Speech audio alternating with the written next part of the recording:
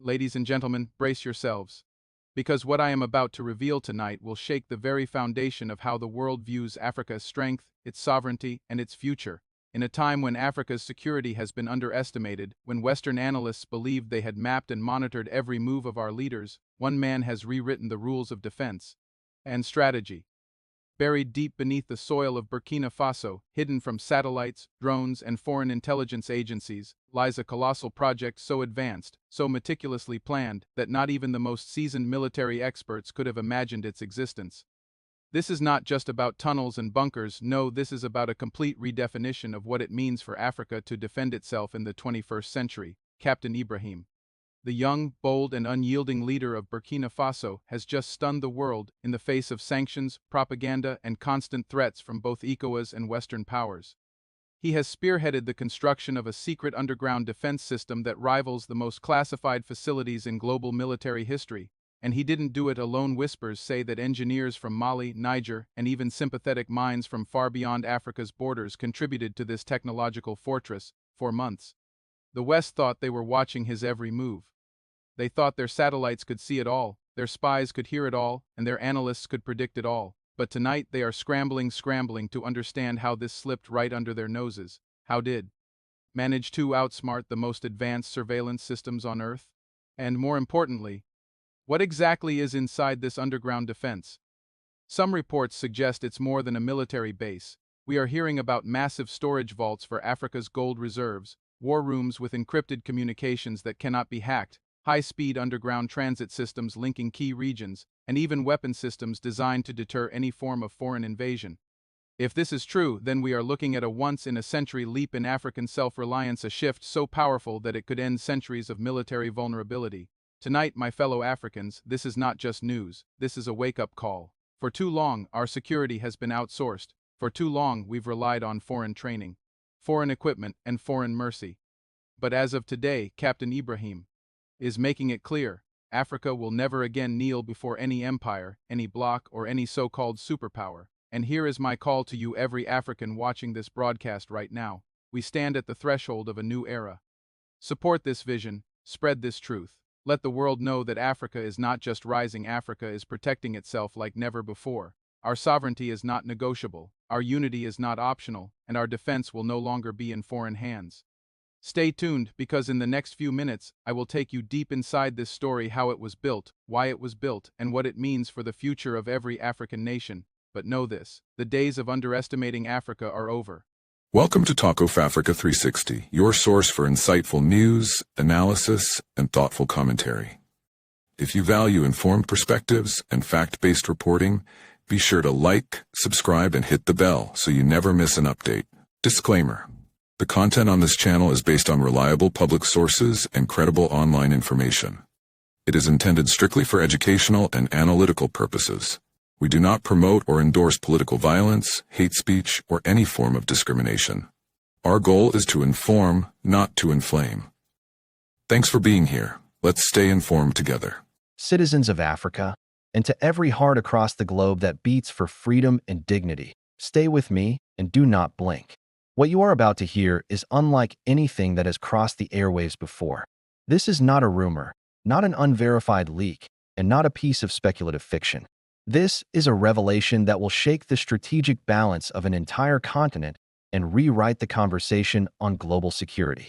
Tonight, we bring you the story of Captain Ibrahim Traoré, president of Burkina Faso, the man who has just completed what intelligence agencies around the world are calling the most ambitious and most secret military defense project Africa has ever seen. A vast interconnected underground defense network spanning multiple African territories. And no one, not even the most well-funded intelligence agencies of the West, saw it coming. Before we go deeper, I have a call to make. Not to governments, not to the so-called great powers of the world, but to you, the people of Africa. Listen carefully. If you have ever believed that the time has come for Africa to stand without asking permission, if you have ever wished that our continent could defend itself without waiting for aid that comes with chains, then this is the moment to rise. Share this story.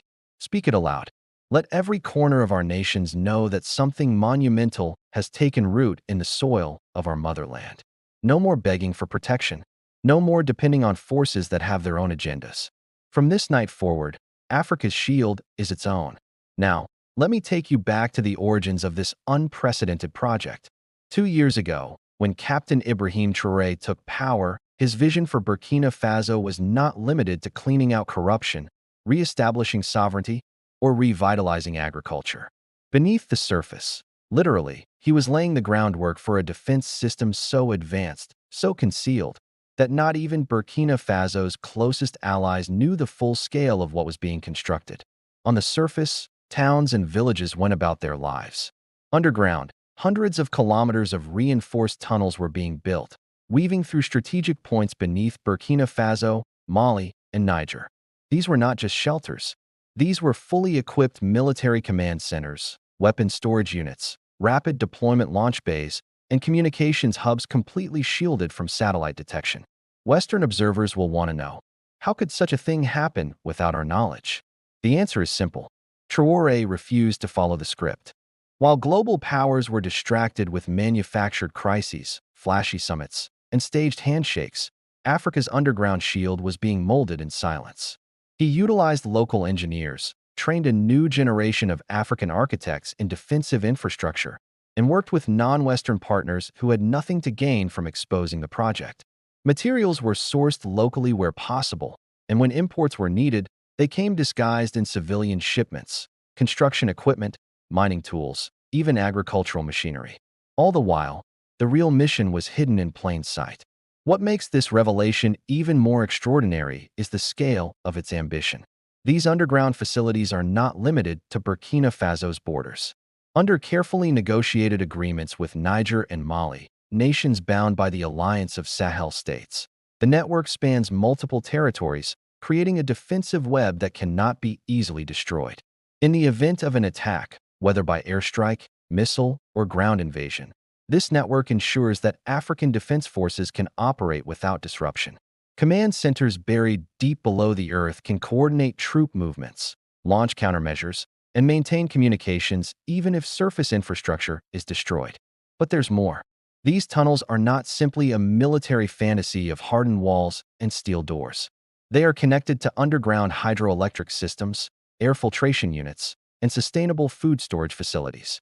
Some sections even contain underground farms using vertical agriculture technology, growing high-yield crops that could sustain hundreds of soldiers for months without resupply. This is not just a shield against external threats. It is a sanctuary designed to endure a siege. Let me paint you a picture. Imagine a hostile force thinking they've crippled a nation by targeting surface roads, airports, and communication towers. They believe they've rendered the government unable to respond. But then, from deep beneath the soil, encrypted communications beam to every Allied outpost. Armored units emerge from hidden lifts miles away from the anticipated battle zone.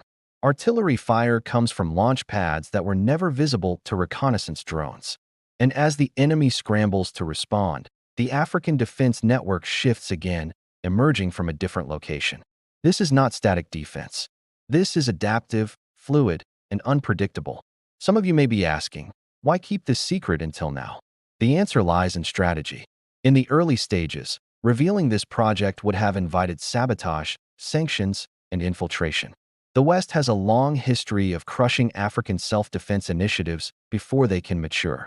Traoré understood that secrecy was the first shield. Now that the network is operational, secrecy has served its purpose. The revelation today is itself a strategic maneuver, sending a clear message. Africa is not defenseless, Africa is not blind, and Africa is not waiting for permission to protect itself. Predictably, in Washington, London, and Paris, there is shock, even disbelief. Analysts are rushing to understand how this could have escaped their multi-billion-dollar surveillance systems. Some are calling it a direct challenge to Western security interests. But let's be clear, this is not a challenge for the sake of provocation. This is a statement that the era of dependency is over. No African nation owes its safety to foreign troops stationed under the banner of peacekeeping while secretly serving other interests. What does this mean for the future of Africa? It means that our leaders now have a model for building sovereignty that goes beyond speeches and summits. It means that defense can be homegrown, rooted in African knowledge, and still rival the sophistication of global powers. It means that when the call for unity goes out, it is backed not just by moral force, but by the infrastructure to defend it. And to those who doubt the capability of African engineers, scientists, and strategists, this project stands as living proof. Every bolt, every weld, every line of encrypted code in this underground network was touched by African hands. Yes, there was international cooperation, but not the kind that drains our resources or dictates our politics. This was cooperation on our terms, with partners who respected our sovereignty. Now, as a journalist, I am compelled to also point out the risks. Revealing such a project will undoubtedly make Burkina Faso, Mali, and Niger the focus of intense political pressure. Economic warfare will intensify. There will be attempts to undermine public confidence in Traoré's leadership. The machinery of propaganda will turn at full speed. But here is the difference. This time, the foundation is not just political will. It is hardened concrete, reinforced steel, encrypted networks, and a population ready to defend what is theirs. In the coming days, expect to see headlines twisting this revelation into a narrative of African militarization or regional destabilization. But remember this, the nations now clutching their pearls are the same ones who have military bases spread across every continent, the same ones who lecture on democracy while funding coups, the same ones who call for peace while profiting from endless wars. For Africa, this underground defense network is not about aggression. It is about survival. It is about ensuring that never again will an African leader be overthrown in the night because foreign interests decided our sovereignty was inconvenient. It is about making sure that our children inherit not just borders on a map, but borders that are defended by our own hands. So I say again, share this. Let it be known in every village, every city, every capital across the continent. Let the young know that their future is being built beneath their feet, and let the elders know that the dreams they held for an independent Africa are alive and real. Tonight, we have reported history in the making, but history does not end here. This is just the first chapter in a new book, one in which Africa writes its own defense on its own terms, with its own resources, and without asking anyone's permission. And to the world powers watching, understand this clearly. This is not a threat. This is a guarantee that Africa will never again be an easy target. As reactions continue to pour in from across the continent, one thing is clear. Africa is demanding respect, sovereignty, and accountability.